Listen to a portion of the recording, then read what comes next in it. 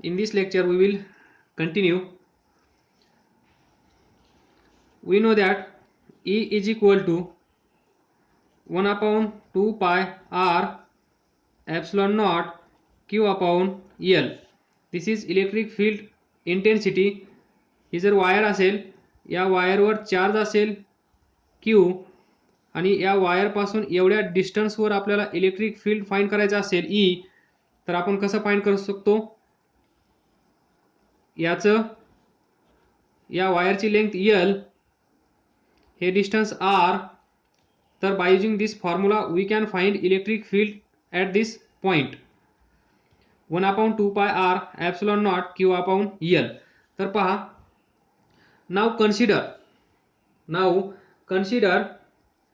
the linear charge density. Let lambda be linear charge density. Lambda be linear charge density. यालाच आपण काय म्हणू शकतो? लॅम्बडा म्हणजेच चार्ज पर युनिट लेंथ. त्यालाच आपण म्हणतो लिनियर डेन्सिटी. लिनियर डेन्सिटी ही जी वायर आहे, या वायरवर टोटल चार्ज असेल, त्यापैकी एवढ्या पोर्शनमध्ये चार्ज किती आहे, एवढ्या पोर्शनमध्ये चार्ज किती आहे, that is per unit charge per unit length. येते का लक्षात? ही वायर आहे, याच्यावर समजा 20 कुलम चार्ज आहे. किती? 20 कुलम. ही वायर आहे 10 मीटर. तर charge density that is linear charge density. हे लक्षात ठेवा, प्रॉब्लेममध्ये हा वर्ड येतो आणि याचं सोपं लक्षात ठेवण्यासाठी चार्ज पर युनिट लेंथ जे आपल्याला माहित आहे, charge per unit length total या लेंथवर 20 कुलम चार्ज आहे. तर पर युनिट लेंथ किती असेल? 20 divided by 10 charge divided by metre. So 2 coulomb per metre.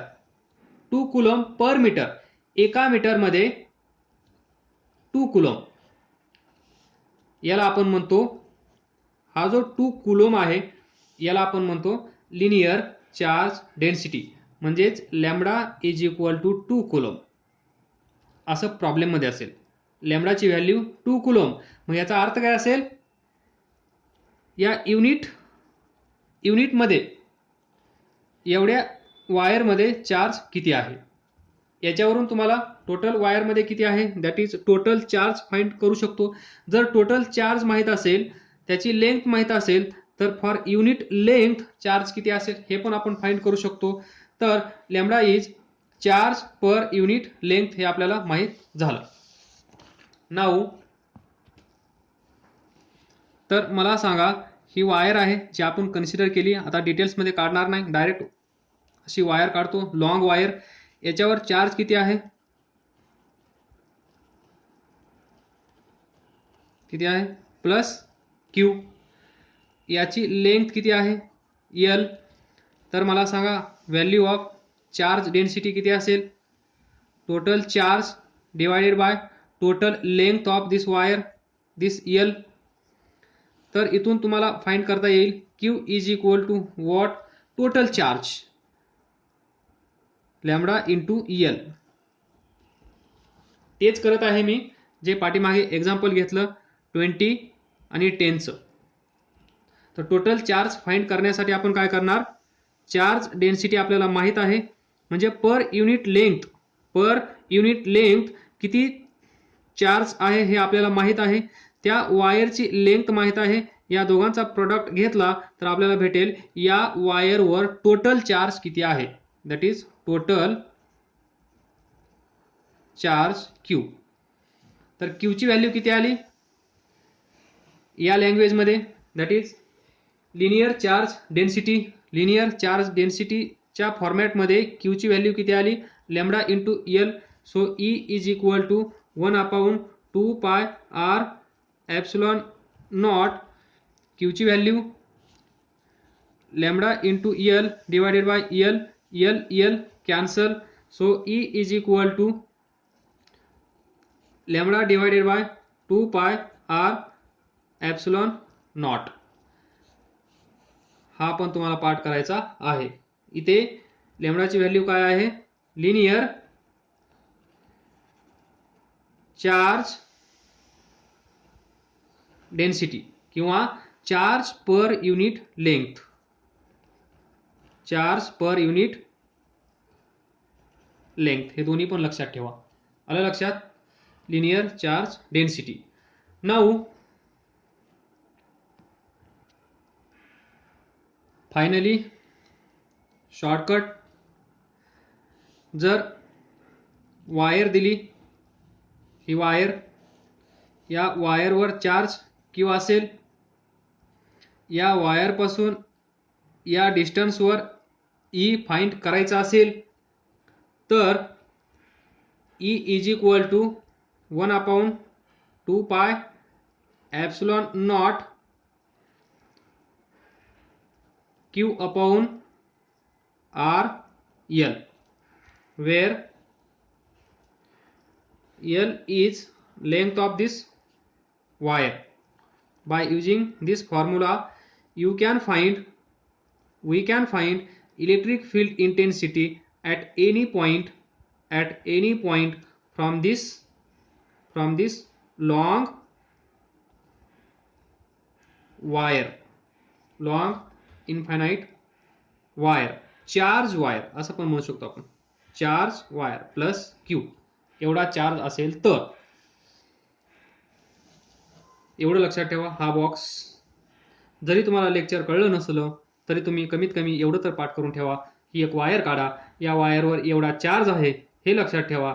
या वायरची लेंथ एल आहे हे लक्षात ठेवा. या वायरपासून दूर जसं सांगतात, या वायरपासून दूर at distance R we can find electric field intensity by this formula. Now 2 more concept. This is खूप मोठी झाली.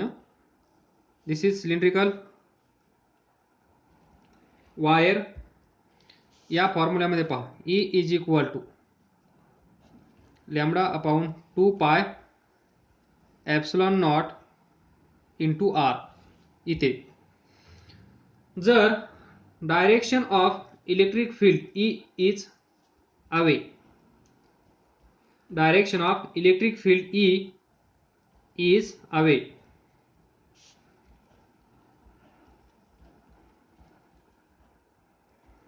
क्यू हा चार्ज क्यू असेल समजा.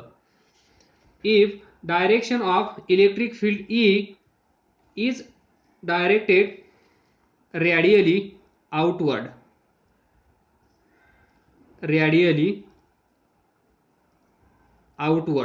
then हे कधी पॉसिबल असेल. Direction of electric field E is directed radially outward if lambda is positive. म्हणजे याची व्हॅल्यू पॉझिटिव्ह असली पाहिजे, म्हणजेच हा चार्ज पॉझिटिव्ह असला पाहिजे. म्हणजेच हे जे वायर आहे या वायरच्या सरफेसवर चार्ज कसा असला पाहिजे पॉझिटिव्ह. रिव्हर्स ही चार्ज वायर जर डायरेक्शन ऑफ ई अशी असेल, हे पाठीमागे पण सांगितलं आहे, चार्ज पॉझिटिव्ह असेल तर अवे, निगेटिव्ह असेल टुवर्ड्स पॉइंट.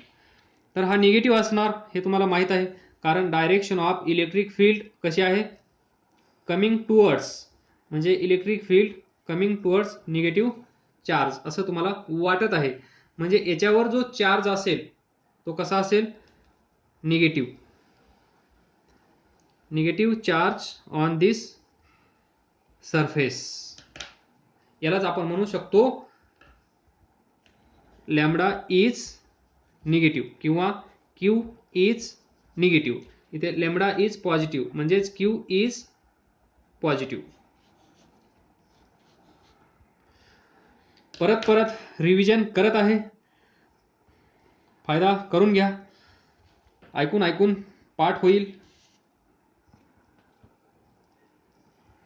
इथे जसं मी फॉर्म्युला लिहिला आहे तर हा फॉर्म्युला तुम्ही असंच्या असं कॉपी पेस्ट करू नका. जे मी बोलत आहे ते ऐकून लिहिण्याचा प्रयत्न पण कधी कधी करत जा. That is this is electric field at any distance r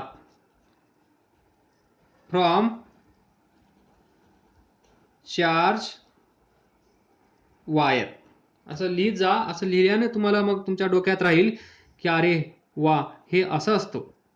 हा, नाहीतर मग तुम्ही फक्त वायर काढा, चार्ज दाखवा, फॉर्म्युला लिहा, झालं.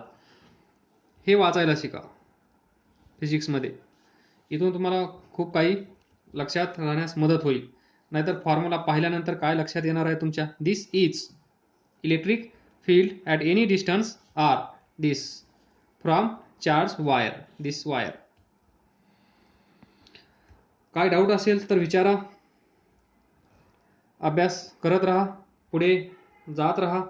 All the best. थँक्यू.